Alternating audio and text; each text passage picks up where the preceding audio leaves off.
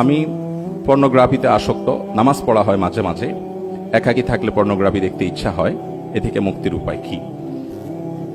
বুঝতে পারছিলাম যে তিনি খুব লজ্জা পাচ্ছেন প্রশ্নটা আমাকে দিতে, তারপরেও তিনি দিলেন সাহস করে। এই রোগটি আজ আমাদের তরুণ প্রজন্মকে শেষ করে দিচ্ছে, ধ্বংসের দ্বার প্রান্তে নিয়ে যাচ্ছে। ঘরে ঘরে অসংখ্য যুবক এই ভয়াবহতার শিকার। এখান থেকে উত্তরণের পথ কি?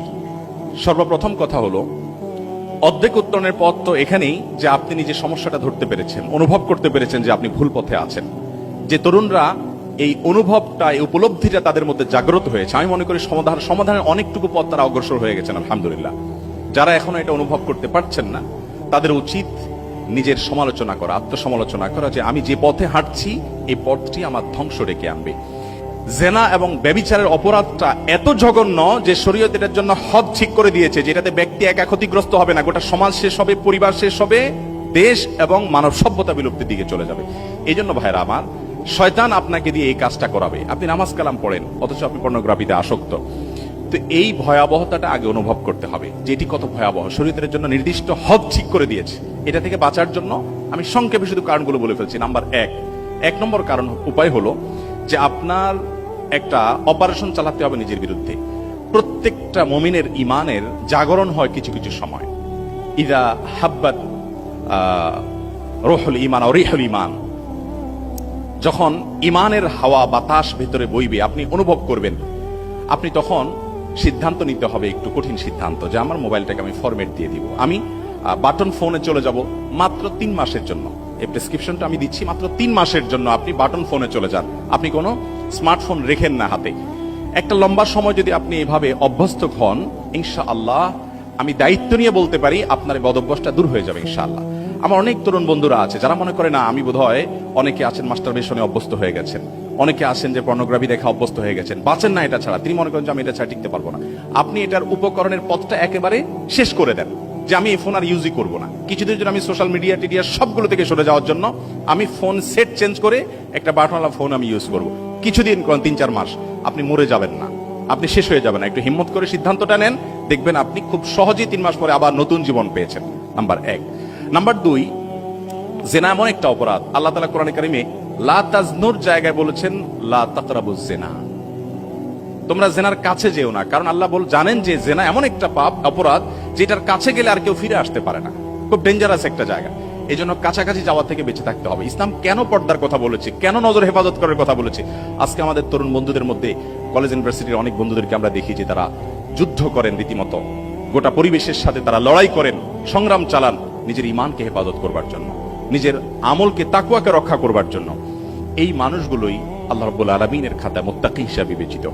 এই যে প্রচেষ্টা ইসলাম করতে বলেছে, কেন? কারণ ইসলাম জানে, যদি কেউ নিজের নজরকে হেফাজত না করে, তাহলে জেনাল আইনে আন নজর, চোখের দেখাটা হবে জেনার প্রথম পদক্ষেপ।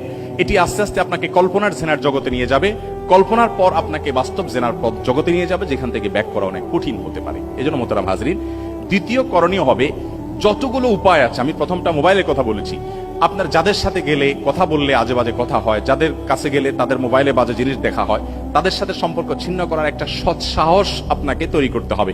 কিছুটা অসামাজিক মনে হবে, কিছুটা কঠিন হবে, কিন্তু এই সিদ্ধান্ত আপনাকে নিতেই হবে বাঁচার জন্য। নাম্বার 3, আপনি নির্জনতা এবং একাকিত্ব পরিহার করে চলবেন। যথাসম্ভব ম্যাচে থাকলেও কয়েকজন মিলে থাকবেন। একাকি রুমে আছেন, দৌড়ে বের হয়ে যান, যেন সাপ আছে সেখানে। নিজেকে একাকিত্ব থেকে সরে ফেলান, কারণ একাকিত্ব এই ধরনের অপরাধগুলোর দিকে মানুষকে নিয়ে যায়। নাম্বার 4, সুহবাতুস সালেহ, ইয়া আইয়ুহাল্লাযীনা আমানুত্তাকুল্লাহ ওয়া কুনু মাআস সাদিকিন, নেককারদের সান্নিধ্য। একটু আগে যে আপনারা যে হাদিস শুনেছেন মাওলানা শরীফ মোহাম্মদ হাফিজাহুল্লাহর কাছ থেকে, যে যুবক এসে নবী করিম সাল্লাল্লাহু আলাইহি ওয়াসাল্লাম জেনা করতে চেয়েছে, নবী করিম সাল্লাল্লাহু আলাইহি ওয়াসাল্লামের সান্নিধ্যে আসার পর, বসার পর, জেনা করার আগ্রহ তার অন্তর থেকে সমূলে শেষ হওয়ার পর সে উঠে গেছে। এবং সে উঠার আগে রীতিমতো তার যে আপনার সাক্ষাৎকার সে দিয়েছে, যে আমার মধ্যে জেনা করার যে আকাঙ্ক্ষা ছিল, সে আকাঙ্ক্ষা আর নাই, সেটা দূর হয়ে গেছে। আরেকজন নবী করিম সাল্লাল্লাহু আলাইহি ওয়াসাল্লামের সান্নিধ্যে এসেছেন, জেনা করে এসেছেন, ইয়া রাসূলুল্লাহ আমার উপর আপনি হদ কায়েম করুন। নবী করিম সাল্লাল্লাহু আলাইহি ওয়াসাল্লামের সান্নিধ্যে কিছু সময় থাকার পর আল্লাহ রাব্বুল আলামিন তাকে মাফ করে দিলেন, মাগফিরাতের ঘোষণা এলো। এই জন্য নেককার এবং আল্লাহওয়ালা বন্ধু, যারা আল্লাহর ভয় অন্তরে লালন করে, ধারণ করে, মুত্তাকি পরেজগার, সে মানুষগুলো, বিশেষ করে ওলামায়ে কেরাম, আমলদার, যারা কথা অনুযায়ী আমল করেন, মুত্তাকি পরহেজগার, তাদের সোহবত এবং সান্নিধ্যে খুব বেশি আসা যাওয়া করেন। অন্য সময় এত বেশি করেন না, আপনার মাস্টারবেশনের অভ্যাস হয়ে গেছে, পর্নোগ্রাফিতে দেখাতে খুব বেশি আসক্ত হয়ে গেছেন, এখন আপনি বাড়িয়ে দেন, প্রতিদিন 4-5 বার করে যান, আধা ঘন্টা করে যেয়ে বসে থাকেন তাদের সান্নিধ্যে। ইনশাআল্লাহ এটার একটা স্পিরিচুয়াল পাওয়ার আছে, এটা একটা আধ্যাত্মিক শক্তি আছে, যেটা আপনি নিয়মিত যাওয়া আসা করে টের পাবেন। আল্লাহ এর জন্য বলেছেন, ইয়া আইয়ুহাল্লাযীনা আমানু তাকুল্লাহ, হে ঈমানদাররা তোমরা তাকওয়া অবলম্বন করো। কিভাবে হবে? ওয়াকুনু মা'আস সাদিকিন, সত্যবাদীদের সাথে থাকো। আপনার বন্ধুদের মধ্যে যে বন্ধুটা হারাম থেকে বাঁচার জন্য যুদ্ধ করে রীতিমতো, কোনোভাবেই হারামের ধারে কাছে যায় না, তাকে আপনি আঁকড়ে ধরেন, আগলে ধরেন এবং তার কাছে থাকার চেষ্টা করেন।